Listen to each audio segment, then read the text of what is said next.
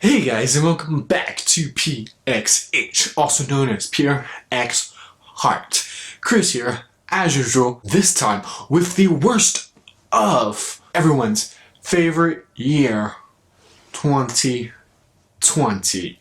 Oh, 2020, what a great year, but also what a bad year. So, yeah. I know of how much fun that we've had here on PureXHeart. It's actually been a really successful year for PXH. One, not only hitting 1,000 subscribers, again, thank you guys so much for that, but two, launching the new branded name of PXH, otherwise known as PureXHeart, baby. But also the Change the Culture movement, which is only going to hit harder in 2021. There's going to be really exciting updates. But as we look to the forward to the future, we got to look again a little bit to the past. Here we are with the worst of 2020. For this list, the way that I was deciding it is that initially they got a bad grade, and then upon re-listening to, they are still not that good of an album. Still have the same feelings about it. And so feelings for a lot of these have not changed. And for some of them, I'm just like, why were you released around this time? Why release it? You know, 2020 was a bad year for some, so not a good album. Now, if some of you guys actually do like some of these albums, I'm sorry. These are just, again, my own personal opinions. So if you guys would put it down in those comments of what you guys is, in reality, what your guys' worst 2020 album was that was released. Put it down in those comments, you know, whether you agree with my list or don't, you know, put it down in those comment sections down below, but also leave a like onto this video. And also, of course, if you're new here or return visitor and you haven't yet subscribed, then what are you doing? Hit that subscribe button. But let's get into it.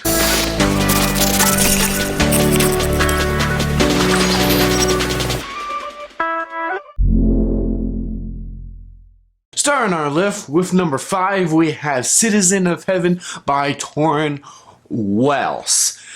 Now, initially, whenever I first reviewed it, this album was just generic pop album, so I was just like, I don't like this at all. Upon re-listening to it, it's still bad, but it's actually not as bad as whenever I first listened to it. Really a lot of the bad stuff onto here is just very generic. The reason why I gave this one was because it was just not of good. It was because I just know of how talented Torrin Wells is. So again, it's a little bit of a disappointment for this album, and that's what you're actually going to see with a lot of these albums, is that a lot of them were just really disappointments. So that's why they're on this worst list. Most of them are just bad albums, so it's just like, this is kind of bad. So for me, a bad album is usually a disappointing album, or just like, this is kind of cringeworthy.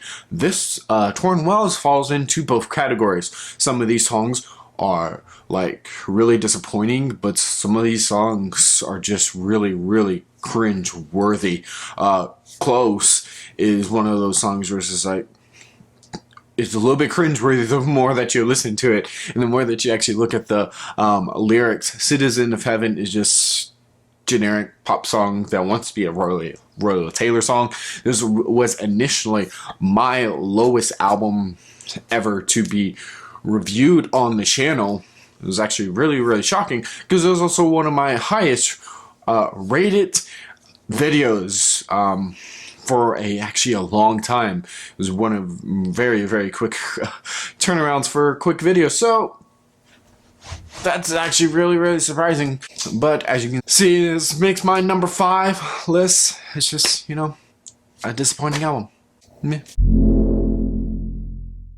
Speaking of disappointing albums, we have number 4 with Let There Be Wonder by Matt Redman. Now, everybody love this album so much. They're giving it high praise and everything, like saying, oh, this is the greatest Matt Redman album of all time. And again, whenever I re-listened to it, I was just like, wait, this was released this year? Just because of all the songs, it's like, I do not remember listening to this album at all. Just because initially on my review, I was just like, this album is very forgettable. Guess what? Listening to this album again, it's still very, very, very forgettable. And even the song We Praise You, which was also highlighted on Bethel Music album, it's still a very, very disappointing song. And the reason why I say that is because if you have so many people collaborating on an album, and yet this is still one of the most regretful albums of 2020, then it's just like, why is this even being released? Okay, you got like so many great stars onto here. You have Joel Houston on this. You have Brandon Lake on this. You have so many well-known artists. You even have Matt Redman on this album, and yet somehow this became one of the most disappointing worship albums, at least for me, out here. It's just, I cannot remember a single song on this album just because there's just nothing what makes a worship song like really, really great and really, really memorable at all. It's very, very, very generic. Just not good at all.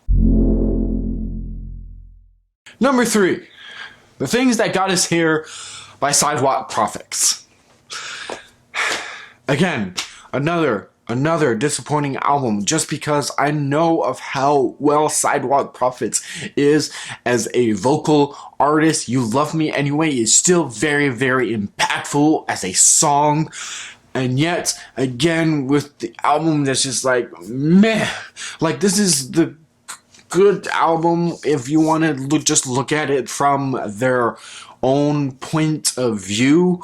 But still, again, it's still not that very good. It's very, very CCM-ish type of like blah that I don't really, really enjoy at all. So again, there's that. I just did not like really, really enjoy this album. Again, did not even realize that this album was also released onto 2020. But then it's just like, wait, never mind. I do remember this album because it was okay at best. But it makes it my number 3. Just did not really enjoy this album at all. This one is a little bit shocker for most. But coming at number 2, we have the long-awaited, after 10 years, Called by Avalon. Yeah. After 10 years, this album felt outdated. This album felt overly produced. This album was very disappointing just because, you know, you have 10 years basically from arguably like one of the best Christian acts of the late 90s, early 2000s, Avalon, with songs like Testify to Love. And really, there's not many closest songs onto here. The only closest one that you could maybe say is Keeper of My Heart. And even that is kind of a little bit of a disappointing song, just because it's just, again, not that very, very good. Again, just overly produced. It sounds like it should have been released back in like 2012, just basically whenever Newsboys just started getting back with Michael Tate. That's basically what this album sounds like. It sounds very dated in that sense. It just, I feel like that there's glimpses of greatness into here, but it's just glimpses. And that's the reason why it's my number 2, is just because I was like really excited just because another Avalon album was being released in 2020, and then just like a lot of things, it was just really, really disappointing, and that's why it makes my number 2 list. However, this album that's next was just really, really bad. And of course, that is Human by Mosaic MSC. This album right here Wow. Really, as soon as I first listened to that first song, I was like, man, dude, this is gonna be pretty great, which is Everlasting Light, the John 1 centered song. And then all of a sudden, this album just goes into a big, huge car wreck of everything. Fountain, I Am Good. I absolutely cannot stand that song out of all. I still have these same feelings of we are not good, for God is good, okay? We cannot be good, okay? That's why we need Jesus, okay? I can't be good, okay? It's just a matter of fact, okay? You know, the depravity of us as, you know, sinners. Just, like, just was one of, again, one of the most disappointing albums of all time. Like, for me, for this year, just, it makes it at number 1. It's just not that good lyrically. I have a few things wrong with it theologically. That's just like, really? Just Everlasting Light, basically the first song off of here, that's all you need to listen to off this album. Everything else is just not good at all. Now, I know a lot of people like Fountain, I Am Good, but again, don't listen to that song, because if you look at the lyrics, no,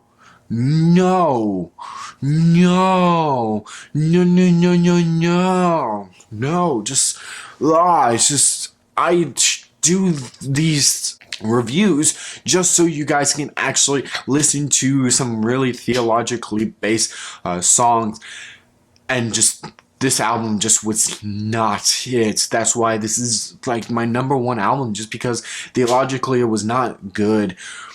Lyrically, it was not good. Studio wise, it was just not good. Like, the studio mix was awful. Just everything, all of it. The audio mix was terrible. It was bad overall. I was re-listening to this album, and it was just like, wow. Again, you know, Mosaic MSC has such a bright future, except, you know, if they're going along this path, it's like, you know, this is not that good of a band, okay? Like, you can see where they're trying, you know, to be like their own stuff, but they're also trying to, you know, be, you know, one with the cool people. It doesn't work, you know. Get theologically based and, you know, teach what the Bible is saying, okay? You guys have that with Everlasting Light, and then all of a sudden you go, yeah, like, this album was just, I was really disappointed with this album, and of course with the other songs. Or the other albums, I should say, just really disappointed. Yeah. It's just not a fun time. Of course, you know, if you guys would, leave a like onto this video. Comment down below what you guys thought about this album, whether you guys agree with me with this worst up, or whether you guys don't, you know, put it down in those comments down below. Again, I do these reviews just so you guys can listen to theologically based, scripture-based, Bible-based music, and so that you guys are actually, you know, bringing, you know, goodness into your soul, rather than, you know, bringing non-theologically based songs into your soul, when you guys are actually being transformed by these songs and just not being standstill with a lot of this music, because that's just of how important that music is. Just especially if, you know, we want to be this pure at heart type of people, then, you know, we must listen to those songs. It's like, man, is this gonna make me the best pure at heart, or is this gonna make me, you know, down blah? Okay, are we being honest with our selves, or are we just, you know, playing just flatline everything, you know, or just like, man, whatever, meh. And it's not a really great feeling, I know, okay? I do this for not only for you guys, but also for me, because it also really helps me out, and just be like, man, I should actually be listening to some really great stuff. And so that's why we do this, man. Okay, we do this for you guys. Of course, you know, leave a like onto this video. You know, new here or return visitor, hit the subscribe button. If not, well, What can you do but go on with Jesus and change the culture? Boom. Bye.